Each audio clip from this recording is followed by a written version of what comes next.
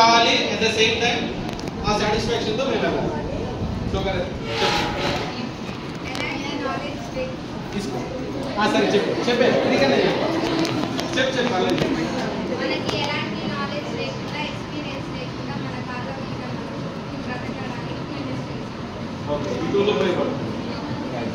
ఇటు పక్క నుంచి ఎవరొకరు ఇవ్వండి.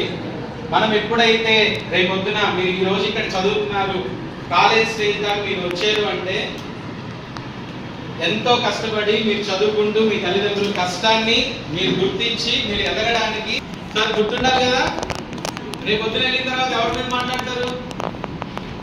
మీరు జాబ్ చేయాలని చదువుతున్నారా, లేదనుకుంటే స్కూల్ కాలేజ్ అయిపోగానే మ్యారేజ్ చేసుకొని హ్యాపీగా ఉండాలనుకుంటున్నారు? మరి ఎందుకని మాట్లాడట్లేదు? రేపు పొద్దున 10 మంది దగ్గర మీరు వర్క్ చేయాలి కదా, సో మాట్లాడాలి కదా. చెప్పండి ఎవరన్నా, నీకేమర్థమైంది ఇక్కడ?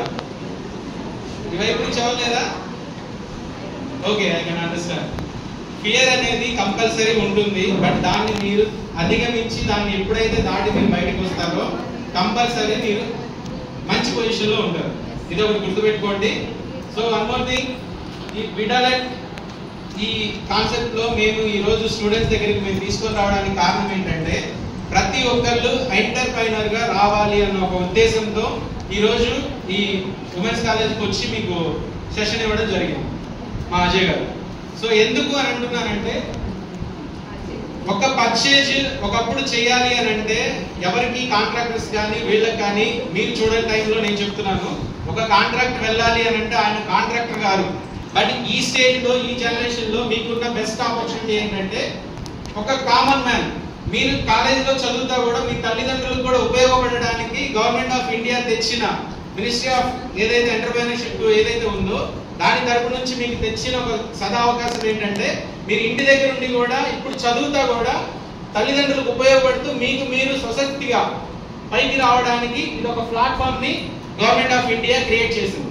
సో దీంట్లో ఏంటంటే స్టేట్ గవర్నమెంట్ నుంచి సెంట్రల్ గవర్నమెంట్ దాకా ప్రతి ఒక్క గవర్నమెంట్ లోని వాళ్ళకి చిన్న ఏ వస్తువు కావాలన్నా ఏ వస్తువు కొనుక్కోవాలన్నా ఒకప్పుడు ఏంటంటే లాబింగ్ సిస్టమ్ ఏదైనా సరే దాన్ని అంటే వాళ్ళు అవినీతి చేయడానికి కొద్దిగా ఆపర్చునిటీస్ అనేది అప్పుడు ఎక్కువగా ఉండేది.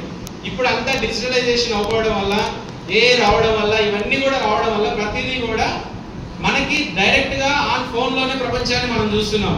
అదే ఫోన్ తోని ఆపర్చునిటీస్ కూడా ఎత్తుక్కోవడానికి ప్రతి ఒక్కళ్ళు కూడా ఎంటర్ప్రైనర్షిప్ గా ఎదగడానికి ఈ రోజు ఈ ప్లాట్ఫామ్ కంపల్సరీ ప్రతి ఒక్కరికి ఉపయోగపడుతుంది. 100% దాన్ని యూజ్ చేసుకునే వాళ్ళు ప్రెసెంట్ ఇప్పుడున్న సిచ్యువేషన్ లో 30% మాత్రమే ఉన్నారు.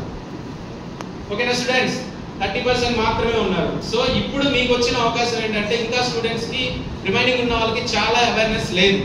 ఈ అవేర్నెస్ మీకు అందినప్పుడు దాన్ని యూటిలైజ్ చేసుకోవడానికి మీరు ఎలా మూవ్ అవుతారు ఏంటనేది మీరు పర్ఫెక్ట్ గా ప్లాన్ చేసుకొని దీన్ని ఇంట్రెస్టెడ్ గా ఉండి ఇంకా నేర్చుకొని దీంట్లో డెప్త్ తెలుసుకొని మేము కూడా ఒక ఎంటర్ప్రైనర్షిప్ గా ఎదిగి ఎంటర్ప్రైనర్ గా ఒక పక్క మీరు చదువుకుంటూనే మీ చదువు అయిపోయేలోపు కూడా చిన్న చిన్న ఏమైతే ఇన్వెస్ట్మెంట్స్ ఉంటాయో అవి మీరు చేసుకొని చిన్నగా మీకు తగ్గట్టుగానే ఇప్పుడు అది ఎంత ఉంది 1350 రూపీస్.